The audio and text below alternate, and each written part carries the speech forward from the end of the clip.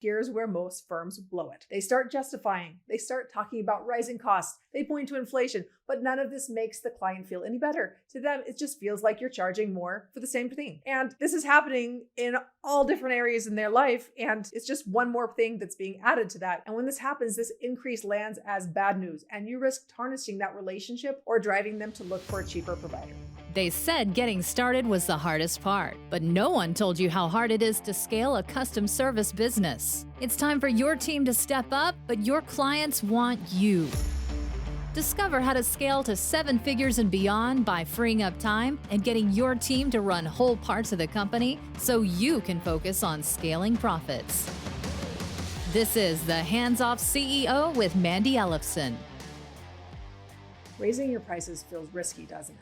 As a small company, losing just one client can leave you feeling like you're in a worse off place than before you tried to raise your prices. And if you get this wrong, it can be really bad. That fear is what keeps many firm owners stuck with profits eroding year after year, even when you know that your work is worth more and that you can't keep delivering at that same rate forever. But here's the truth. The danger isn't in raising your prices. The real danger is in how you position it. And in this video, I'll show you why most firms trigger pushback the second they open their mouths and what you can do to turn a price increase into more trust, more authority, and more excitement from your best clients. As a savvy business owner, you know that every dollar more that you get paid for the same services is pure profit. So in some cases, as little as a 10% increase in price can double your net profits. So when was the last time that you meaningfully raised your prices? Maybe it's been years, your profit margins are squeezed, and you know you can't keep charging the same rates forever. But the moment you imagine that conversation with a client, the fear kicks in. What if they say no? What if they stop working with us? What if I blow a relationship that I've spent years building?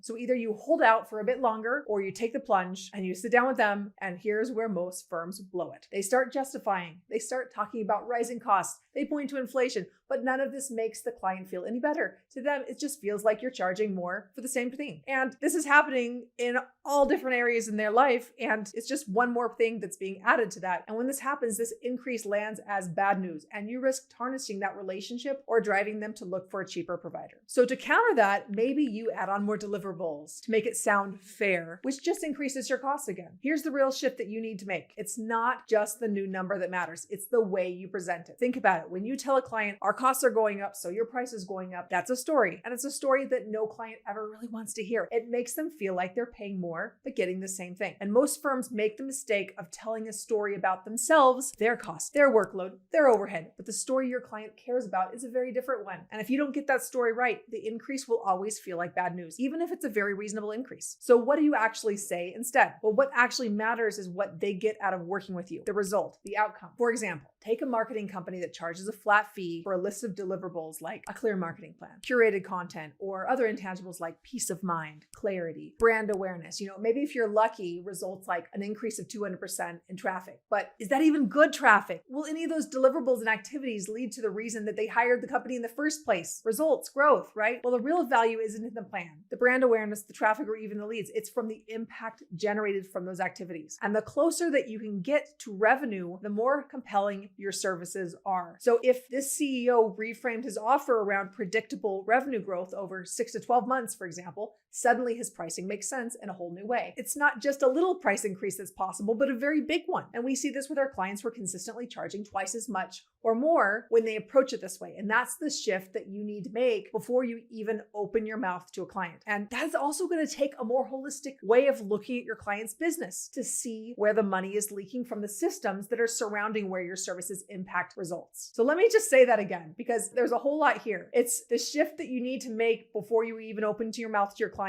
is to look holistically at your client's business to be able to see where the money leaks are from the systems that are connected to the work that you're already doing that are impacting the results. Because what's going on right now is that they have pieces of the system that are not being implemented. There are team members that are dropping the ball. Maybe their sales conversion rate from their sales team sucks. Maybe their sales team isn't actually following up with leads, like in an example of a marketing company. Maybe there are whole gaps in your knowledge and your connection to things within your you're operating in the system that you don't know about. Like maybe they don't give you the actual metrics so that you can be able to manage to it. So it's looking at what are the pieces that you need to look at holistically to drive bigger results. Here's the thing is vendors say it's outside our control, and growth partners, they think bigger and they ask questions like, what would it take? What would it take to double sales growth? What's missing? And they are problem solvers, and they're connecting the dots to bolder outcomes. And this is not just marketing companies, it's engineering companies that are impacting profitability. It's leadership consultants saving hundreds of thousands of dollars per year in turnover. It's website firms that remove the obstacles to bigger sales. This is what the masters in your industry do. They drive bigger impact by aligning their services with the outcomes their clients already want to buy. And it's a skill that they have acquired. And you can learn that skill too. And this is something that we teach our CEOs how to do in our free executive briefings that we host several times per month. So you can see the link in the comments, or you can go to handsoffceo.com/briefing to be able to reserve your seat at the next one, where you'll get live coaching from me and my team, and it's completely free. And it's a great opportunity for you to be able to get insight and coaching and feedback on how you can drive bigger results and bigger fees from your clients. So if you're still selling deliverables, every price increase will likely be a hit to your client relationships. But when you anchor it to the bigger outcome, the increase leads clients closer to the progress they desire. And instead of making it be about you or your deliverables, here's what you can say instead. It is a 4-part script to raising your fees with clients. All right, so the first step, all right, well, at the end of the day, you want, and then insert what they want. More sales, profit, better team, whatever it is that you know they want. Part 2, what's in the way of this now is insert their problem. And then 3, what we'd like to help you create next is, then you insert the outcome that you see for them. And step 4 is the new investment reflects what we need to have in place to be able to deliver the level of impact that you want. Clear, outcome focused, no defensiveness. It's about the impact and leadership that they want and what you need to be able to have in place to deliver that impact. But here's the catch. You can't just say this. You actually have to live it. You have to now go figure out what you need to have in place to deliver that impact consistently for your clients. Because when you do that, attracting new clients at even higher rates becomes much easier too. So now maybe you're thinking, if I raise my prices, does that now mean I need to do even more work to justify this? Well, there's the trap. And if you pile on extra deliverables, all you're doing is giving yourself more to manage and actually increasing your costs. So the way that you actually add value isn't by working harder, it's by making results more certain, by leading in a way that helps your client get the outcome that they hired you for in the first place. And here's what this looks like in practice. Spot, quantify, proof. So first, you spot where the client is dropping the ball connected to the impact that they want. Second, you quantify the cost of those gaps for them. And finally, you show them proof using other client stories about what's possible when those gaps are closed. When you do this, something shifts. You're no longer just a vendor to shop around for the cheapest rate. You become a partner that they rely on to make sure that the work actually pays off. And the surprising part is that it doesn't actually create more work, because when you raise the standard and you lead your client toward the bigger result, all those frustrating stalls, the rework cycles, and the roadblocks start to disappear, streamlining your workflows, getting better results for your clients. And that leadership is what strengthens the relationship where they value you even more. And here's why this matters. When you show up in this way, you're not just raising your price, you're raising your standard for how you and your clients work together. And that's the difference between a fee that feels like bad news and a fee that creates deeper trust. Before, raising your prices felt like conflict. Clients push back, you second guess yourself, maybe even lose clients, potentially leaving you in a worse off place. And then after, raising your prices becomes a declaration of authority. You present it with confidence. Clients see the outcomes clearly, and the right ones value you more. You're not convincing anymore, you're leading. And instead of losing clients, you filter out the ones who never value the result in the first place, and you deepen trust with the ones who do. Raising your prices isn't about asking for permission. It's about setting